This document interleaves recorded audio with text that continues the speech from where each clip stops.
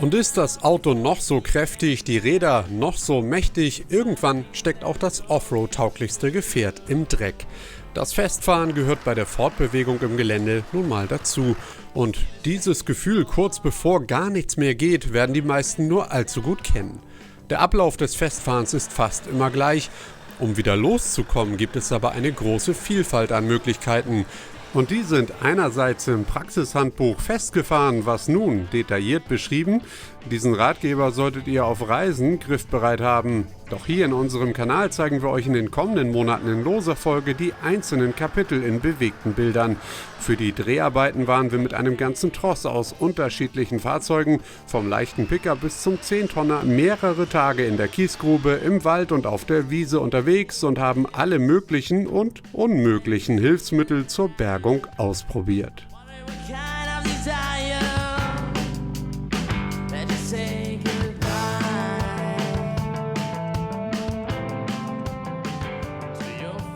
Selbst wenn man meint, man ziehe sich mal eben schnell aus dem Dreck und das Manöver stellt keine technische Herausforderung dar, die Sicherheit sollte dabei nie außer Acht gelassen werden. Denn immerhin treten hier einige Tonnen an Last auf, die in Zaum gehalten werden müssen. Daher einige einfache, aber sinnvolle Tipps.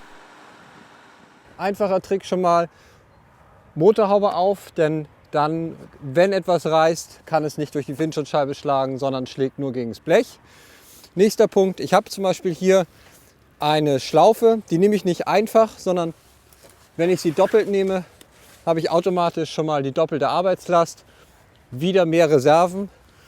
Und wenn ich einen Haken habe, also um den Einsatz eines Hakens nicht drumherum komme, dann sollte ich den, nachdem ich die Gurte wirklich eingesetzt habe, dass der Haken zu ist, anschließend das mit einem großen Tuch, einem Teppich, den Fußmatten aus dem Fahrerhaus sicher umwickeln und erst dann mit dem Bergen beginnen. Denn sollte nun etwas reißen, fallen die gefährlichen Metallteile zu Boden, anstatt sich zum Geschoss zu entwickeln. Ein Fahrzeug zu bergen ist zwar eine spannende und abenteuerliche Angelegenheit, aber es gibt einen Sicherheitsbereich, wo niemand was zu suchen hat. Wer nicht weiß, wie groß der ist, der schlägt einmal mit dem Seil, was man benutzt, einen Kreisbogen und schon weiß man, wo man erst außerhalb stehen sollte.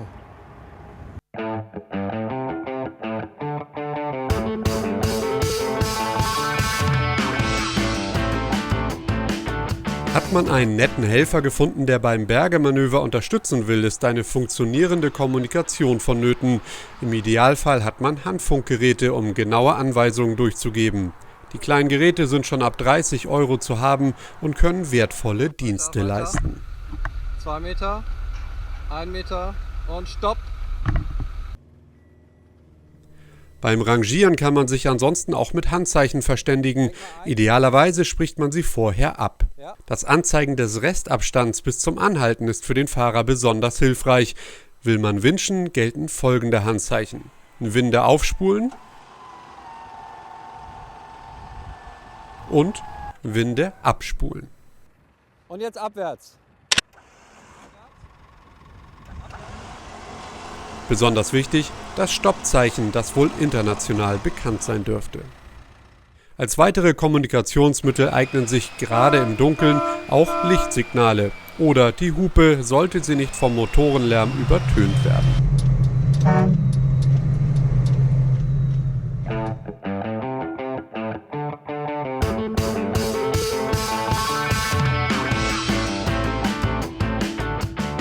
Grundsätzlich sollte man beim Bergen natürlich nur intaktes Material einsetzen und ein Verknoten von Seilen ist ebenfalls tabu, denn durch einen Knoten verringert man die Bruchlast schnell um mindestens die Hälfte. Doch auch weitere Belastungen setzen dem Material zu. Arbeitslast und Bruchlast, das sind keine in Stein gemeißelten Werte, wie jetzt zum Beispiel bei diesem neuen Seil gelten würden. Dafür gibt es 3 Gründe. Grund 1, Alterung durch Dreck. Schauen wir uns das Seil an oder jeden Umlenkblock. Da schmirgeln wir Sand rein. Dadurch schwächen wir das Produkt und damit sollte man hier schon mal vorsichtig sein. Zweiter Grund ist die UV-Strahlung. Nylon, Polyamid, das ist das Material, aus dem die meisten Kinetikseile sind, das ist UV-anfällig. Auch da sorgt die Sonneneinstrahlung dafür, dass das Produkt nach 1-2 Jahren nicht mehr das leisten wird, was es eigentlich kann. Und das dritte ist Überlastung. Habe ich einmal mal den Umlenkblock schon ordentlich belastet, das Auge, den Schekel, dann merke ich vielleicht schon, ich kann ihn gar nicht mehr so gut öffnen, dann Finger weg, dann ist von der Arbeitslast wirklich nicht mehr viel Reserve nach oben übrig. Arbeitslast, Bruchlast, was es mit diesen Begriffen überhaupt auf sich hat, sollte einmal grundsätzlich geklärt werden. Arbeitslast und Bruchlast, diese zwei Begriffe tauchen ja immer wieder auf, wenn man sich sein Equipment zusammenstellt. Aber was heißen sie eigentlich? Wir haben das Problem, die Offroad-Szene ist kein Industriebereich, dementsprechend gibt es auch keine Berufsgenossenschaften, die uns was vorschreiben. Aber viele Produkte kommen ja aus dem industriellen Umfeld. Wenn man hier einmal schaut, das ist eine vorbildliche Beschreibung. Hier ist das sogenannte WLL, Working Load Limit, angegeben mit 3 Tonnen und dem Sicherheitsfaktor 7, sprich 3000 Kilogramm mal 7 und dann erst wird diese Schlaufe reißen.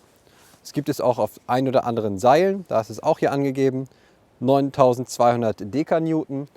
Auch hier weiß ich, woran ich bin. Aber ich muss selber entscheiden, wie viel Reserve will ich mir eigentlich zumuten. Wie viel Sicherheit will ich mir zumuten, bevor ich die Bruchlast erreiche. Ich kann diese Schlaufe mit ihrem Working Load Limit von 3 Tonnen für ein Fahrzeug der 3-Tonnen-Klasse einsetzen und habe 7-fache Reserve. Ich kann sie aber auch für einen 20-Tonner einsetzen und habe im Prinzip nur noch knapp 1 Tonne Reserve. Das muss ich für mich selber entscheiden. Wir empfehlen bei statischer Belastung, also bei dem Einsatz von Gegenständen, die nicht dehnen im Einsatz, reicht eine doppelte Sicherheit. Wenn wir Elemente haben, die stark dehnen, also die sogenannten Kinetikseile, dann sollte es mindestens die 3-fache Sicherheit sein. Was das bedeutet, wenn Seile dann reißen, das kann ich hier mal zeigen. Das hier sind zum Beispiel Haken, die hatten keine Angabe des sogenannten Working Load Limits drauf und sie sind aufgebogen. Man kann sich vorstellen, was das bedeutet, wenn ein Fahrzeug irgendwo in einer prekären Situation hängt. Da muss man also besonders drauf achten.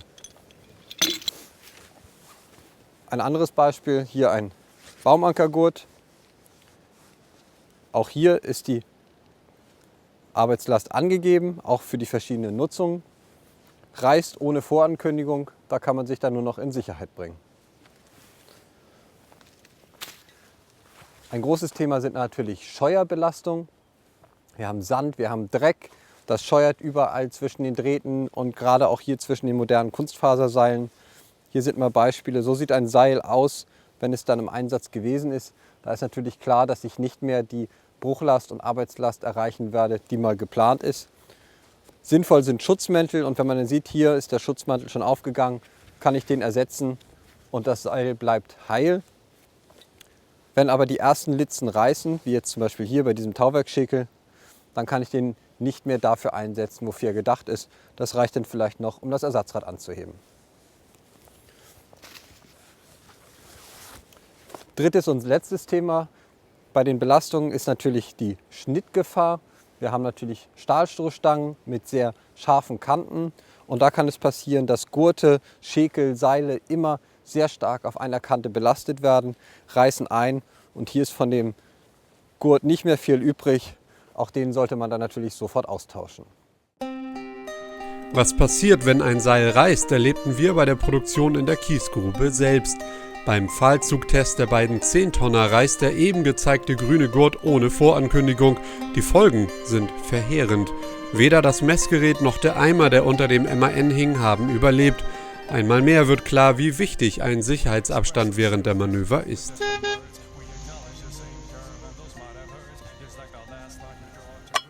Das Working Load Limit oder die Arbeitslast gilt natürlich auch für alle anderen Produkte.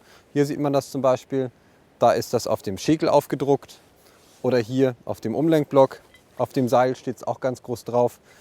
Das bedeutet im Prinzip, überschreite ich die Arbeitslast, beginnen die Produkte sich plastisch zu verformen. Es ist normal, dass in dem Bereich der Arbeitslast Seile, Blöcke sich immer elastisch verformen. Aber wenn sie anfangen, sich plastisch zu verformen, dann lässt sich zum Beispiel ein Schäkel nicht mehr öffnen oder der Block klemmt oder das Seil beginnt intern die ersten Fasern zu reißen und da wird es dann gefährlich. Alle unsere 5 Fahrzeuge haben einen Fahrzugtest absolviert, bei dem gemessen wurde, wie viel Kraft sie auf den Boden bringen. Im ersten Gang und mit starrem Gurt lagen die Werte zwischen 1,3 Tonnen beim Mitsubishi L200 und 4,2 Tonnen beim MAN.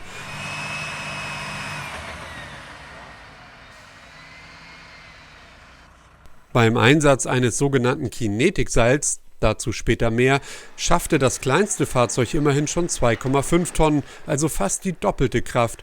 Und der MAN zog mit 6 Tonnen am anderen Fahrzeug. Auffällig, die leichteren Autos bringen in Relation zum Eigengewicht mit den Kinetikseilen mehr Kraft auf.